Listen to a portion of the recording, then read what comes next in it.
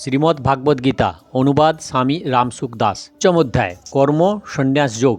শ্রী ভগবান কর্ম এবং পদার্থকে বাহ্যত ত্যাগ করে তত্ত্বদর্শী মহাপুরুষের নিকট জ্ঞান প্রাপ্ত হওয়ার প্রচলিত রীতির প্রশংসা করেছেন এবং অর্জুনকে সেই শিক্ষা লাভ করার উপদেশ দিয়েছেন।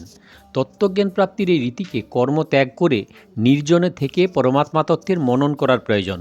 অর্জুনের মনে প্রথম থেকেই যুদ্ধকর্ম না করার ইচ্ছা ছিল, কারণ তিনি নিজ কল্যাণ চাইতেন এবং যুদ্ধকে পাপ বলে মনে করতেন।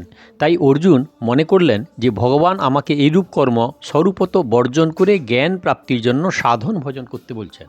আবার ভগবান বলেছেন যে সাধক কর্মযোগ সহকারে অবশ্যই সেই তত্ত্বজ্ঞান নিজে নিজেই লাভ করেন, অর্থাৎ কর্মযোগী সাধকদের জ্ঞান প্রাপ্তির জন্য অন্য সাধন প্রণালী অথবা তত্ত্বদর্শী মহাপুরুষের আশ্রয় গ্রহণ করার কোনো প্রয়োজনীয়তা নেই। এর দ্বারা স্পষ্টতই তত্ত্বজ্ঞান প্রাপ্তির জন্য কর্মযোগের বিশেষভাবে প্রশংসা করা হয়েছে।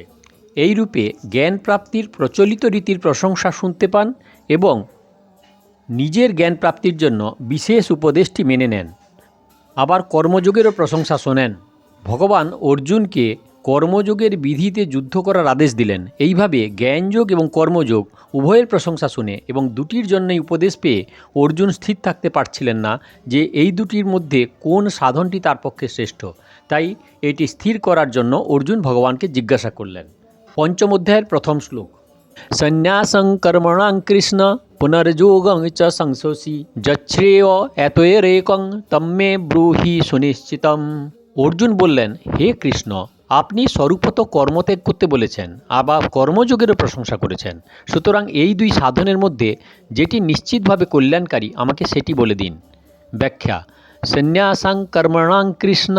পরিবার পরিজনের প্রতি স্নেহবশত অর্জুনের মনে যুদ্ধ ত্যাগ করার ইচ্ছা উৎপন্ন হয়েছিল।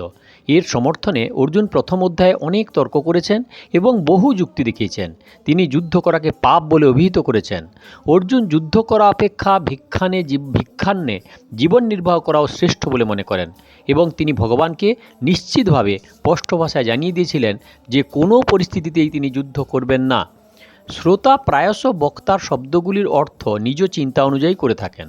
আত্মীয় এবং স্বজনগণকে দেখে অর্জুনের হৃদয়ে যে মোহ উৎপন্ন হয়েছিল, সেই অনুসারে অর্জুনের যুদ্ধরূপ কর্ম ত্যাগ করা উচিত বলে মনে হয়েছিল। তাই অর্জুন ভগবানের বাক্যের নিজ চিন্তা অনুযায়ী এই অর্থ করলেন যে ভগবান কর্মকে স্বরূপত পরিত্যাগ করে প্রচলিত প্রথা অনুযায়ী তত্ত্বজ্ঞান প্রাপ্তিরই প্রশংসা করেছেন। পুনর্যোগং চ সংশোষি। চতুর্থ অধ্যায়ের 38তম শ্লোকে ভগবান কর্মযোগীকে অন্য কোনো সাধন ছাড়াই তত্ত্বজ্ঞান প্রাপ্তির কথা বলেছেন। সেটি লক্ষ্য করেই অর্জুন ভগবানকে বলেছেন যে আপনি কখনও জ্ঞানযোগের প্রশংসা করছেন, আবার কখনও বা কর্মযোগের প্রশংসা করছেন। যচ্ছ্রেয় এতয়েরেকং তন্মে ব্রূহি সুনিশ্চিতম। এই প্রকার প্রশ্ন অর্জুন দ্বিতীয় অধ্যায়ের 7ম শ্লোকেও যচ্ছ্রেয় সন্নিশ্চিতং ব্রূহি তন্মে পদে করেছেন। তার উত্তরে ভগবান দ্বিতীয় অধ্যায়ের 47তম ও 48তম শ্লোকে কর্মযোগের ব্যাখ্যা করে সেই অনুযায়ী আচরণ করতে বলেছেন। আবার তৃতীয় অধ্যায়ের দ্বিতীয় শ্লোকে অর্জুন তদেকং বদ নিশ্চিত যেন শ্রেয় মাপ্লুয়ম পদটির দ্বারা তার নিজের কল্যাণের কথা জিজ্ঞাসা করেছেন, যার উত্তরে ভগবান তৃতীয় অধ্যায়ের 30তম শ্লোকে নিষ্কাম মমতাশূন্য এবং শোকশূন্য হয়ে যুদ্ধ করার উপদেশ দিয়েছেন এবং 35তম শ্লোকে নিজ কর্মপালনকে শ্রেয় মনে জানিয়েছেন। এখানে উপরোক্ত পদগুলিতে অর্জুন যা জিজ্ঞাসা করেছেন তার উত্তরে ভগবান বলছেন কর্মযোগ শ্রেষ্ঠ। কর্মযোগী অনায়াসে সংসার বন্ধন হতে মুক্ত হয়ে যান। কর্মযোগ ব্যতিরেকে সাংখ্যযোগের সাধনে সিদ্ধিলাভ করা কঠিন হয়ে পড়ে, কিন্তু কর্মযোগী সত্তর ব্রহ্মপ্রাপ্ত হয়। এই কথা বলে ভগবান অর্জুনকে জানালেন যে কর্মযোগী অর্জুনের পক্ষে সত্তর এবং অতি সহজে ব্রহ্মপ্রাপ্তির পথ, অতএব তার কর্মযোগের সাধন করা উচিত। অর্জুনের মনে প্রধানত নিজ কল্যাণের আকাঙ্ক্ষা ছিল, তাই বারংবার তিনি ভগবানের কাছে শ্রেয় সম্বন্ধে জিজ্ঞাসাবাদ করেছিলেন। কল্যাণ প্রাপ্তিতে ইচ্ছার প্রাধান্য থাকে। সাধনার সাফল্যে বিফলের হেতুও যে কল্যাণের আকাঙ্ক্ষা সম্পূর্ণ জাগরিত না হওয়া। যে সাধকের তীব্র বৈরাগ্য হয়নি, কল্যাণের আকাঙ্ক্ষা জাগ্রত হলে সেও অনায়াসে কর্মযোগের সাধন করতে পারে। অর্জুনের হৃদয়ে ভোগেচ্ছার সম্পূর্ণ বৈরাগ্য জাগেনি, কিন্তু তার নিজ কল্যাণের ইচ্ছা ছিল, সেই জন্য তিনি কর্মযোগের অধিকারী। প্রথম অধ্যায়ের 32তম এবং দ্বিতীয় অধ্যায়ের 8ম শ্লোক দেখলে এটি বোঝা যায় যে অর্জুন স্বর্গলোক তো নয়ই, ত্রিলোকের রাজত্বও চান না। কিন্তু প্রকৃতপক্ষে অর্জুনের যে ভোগবিলাসে বা রাজ্য লাভে অনীহা ছিল তা নয়।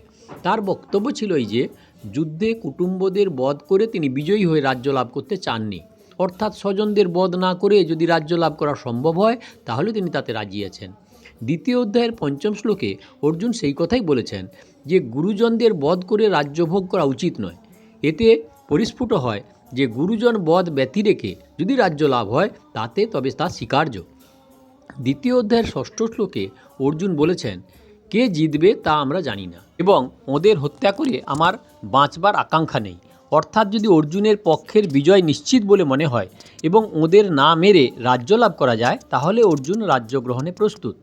পরে আবার দ্বিতীয় অধ্যায়ের ৩৭তম শ্লোকে ভগবান অর্জুনকে বলছেন যে তোমার তো উভয় দিকেই লাভ, যুদ্ধে যদি তুমি হত হও তাও তোমার স্বর্গপ্রাপ্তি হবে, আর যদি জিতে যাও তাহলে রাজ্য লাভ করবে। অর্জুনের মনে স্বর্গ এবং রাজ্যের যদি বিন্দুমাত্র আকাঙ্ক্ষা না থাকতো তাহলে ভগবান হয়তো এমন কথা বলতেন না। সুতরাং অর্জুনের হৃদয়ে যেটি জাগরুক হয়েছিল তা সত্যকার বৈরাগ্য নয়, কিন্তু তার মধ্যে যে নিজ কল্যাণের আকাঙ্ক্ষা ছিল সেটি এই শ্লোকে স্পষ্ট দেখা যাচ্ছে। এই হলো ৫ম অধ্যায়ের প্রথম শ্লোক। দয়া করে সাবস্ক্রাইব করুন, ভালো লাগলে লাইক করুন, শেয়ার করুন। আর পেছনের ভিডিও দেখতে হলে কাকন বাসুতে ক্লিক করে ভিডিও দেখুন, আর আগের ভিডিও দেখতে হলে অপেক্ষা করুন।